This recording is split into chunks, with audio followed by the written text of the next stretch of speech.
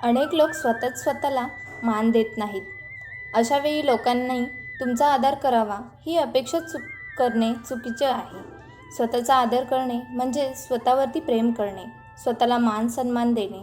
अनेकदा आपण स्वतःला गृहीत धरतो, म्हणजेच आपण आपला आदर करत. आपलं असणं इतरांनी अधोरेखित करावं असं वाटत असेल तर सर्वात अगोदर तुम्ही स्वतःबद्दल सकारात्मक विचार करा. कधीच स्वतःला दोष देऊ नका, कारण अनेकदा असं केल्यामुळे समाजात तुमचा मान कमी होतो.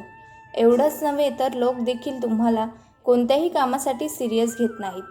यामुळे तुम्हाला वाटतं की तुमचा एखादा निर्णय चुकला आहे, तरी तो चार चौघात बोलून दाखवू नका, कारण यामुळे तुमचा मान कमी होतो. संघर्ष हा कायम एकट्याचा असतो हे लक्षात ठेवा. प्रसिद्धी मिळाली किंवा यशाच्या शिखरावरती पोहोचल्यावरती सगळेच जण येतात. अशा वेळी हुरळून न जाता आपला संघर्षाचा काळ हा एकट्याचा आहे हे लक्षात ठेवायला हवं. त्यामुळे अपेक्षा न करता संघर्ष करत राहा.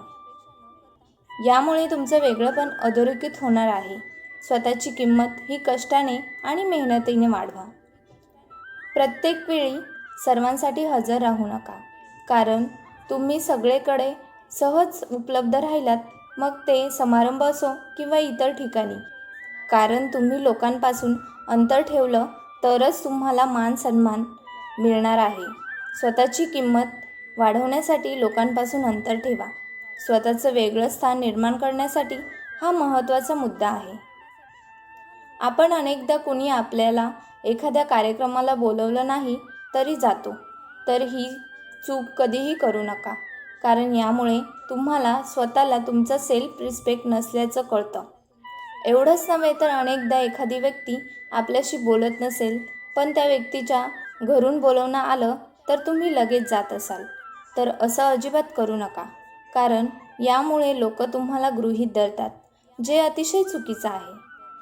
अनेकदा आपण लोकांना फार महत्त्व देतो आणि तिथेच आपण चुकतो, कारण वाजवीपेक्षा जास्त महत्त्व दिलं तर लोक डोक्यावरती बसतात. अशावेळी स्वतःचा आदर करून लोकांमध्ये अंतर निर्माण. समोरच्या व्यक्तीला सहज मिळालेला मान सन्मान हा त्याच्या अहंकाराचं कारण ठरू शकतं. यामुळे आपण कुणाला किती महत्त्व देतो याची काळजी घ्याल. आपल्या अपमानाचा बदला कधीही भांडून नाही, तर त्या व्यक्तीपेक्षा यशस्वी होऊन घ्यायचा असतो. त्यामुळे शाब्दिक चकमक करण्यात किंवा वाद करण्यात काहीच अर्थ नाही. त्यापेक्षा तुमची सगळी एनर्जी कामात वळवा. त्यामुळे तुमची आर्थिक बाजू अधिक बळकट होईल आणि यामुळे समाजात तुमचा मान वाढेल. त्यामुळे बदला घेण्यापेक्षा तुमची उंची वाढवा.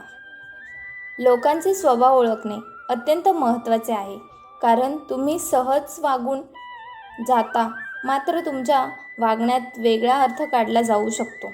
अशा वेळी पहिलं समोरच्या व्यक्तीचा स्वभाव ओळखा आणि मगच त्याच्याशी जवळीक साधा, कारण आपल्यापैकी अनेकांना समोरच्या व्यक्तीचा स्वभाव न ओळखल्यामुळे फटका बसलेला असेलच.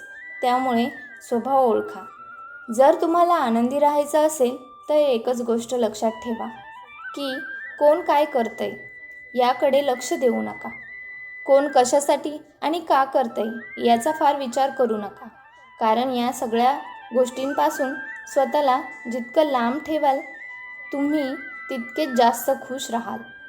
यामुळे आनंदी राहण्याचा हा प्राणमंत्र अधिक महत्त्वाचा आहे.